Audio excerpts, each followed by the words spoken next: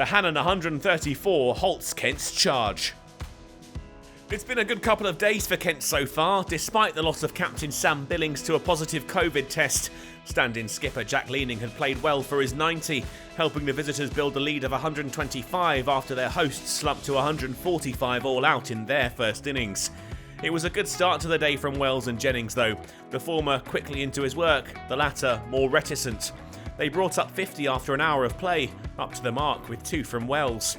But with the score on 54, Kent picked up their first wicket of the innings. Jennings caught by Leaning off Gilchrist for 14. Bohannon joined Wells in the middle, and almost immediately the rate of scoring picked up. When Wells turned Saini around the corner for a single to bring up a 50 scored off 69 balls, Lancashire were closing in on 3 figures. Wells took them to the 100 with a single off Bell Drummond. They were trailing now by just 25. And with another, he and Bohannon had put on 50 runs for the second wicket. Lancashire headed into lunch on 109 for 1, now only 16 in arrears. The partnership continued to frustrate Kent. Their advantage disappeared in the overs after the break, and Lancashire started to slowly build a lead of their own. He'd played second fiddle to Wells, but Bohannon too started to find some more fluency, and with 2 off Henry, he took his side to 150, already into the 40s now. It was Wells who took the partnership to 100, Saini's delivery skipping away from the cordon for 4. Both men were heading for milestone moments, and Bohannon had his first, 50 off 90 balls when he flicked Henry away for 4. But Wells wouldn't make it to his, out for 98, caught by Leaning off Saini with the lead up to 46. It was far from straightforward for Lancashire. Bohannon needed a moment after this delivery from Saini.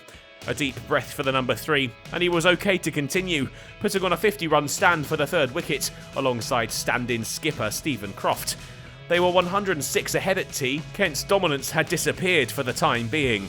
And Lancashire continued to cause the visiting attack difficulties after the break. 250 on the board when Bohannon flicked Stenley for 2. The lead now 126, and the talented Lancashire number 3 was heading for a century.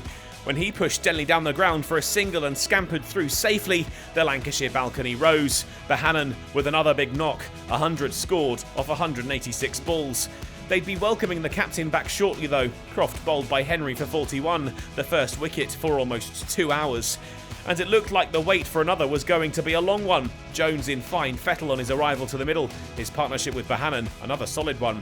It was worth 73 off 85 when Bohannon fell late in the day, soaking up the applause of his colleagues as he wandered off after putting on 134. Sundar was only able to add 10 before he was pinned in front by Leaning, but the Lancashire balcony had another reason to applaud. Jones up to 50 before the end of the day, his second half-century of the season, scored off 73 balls.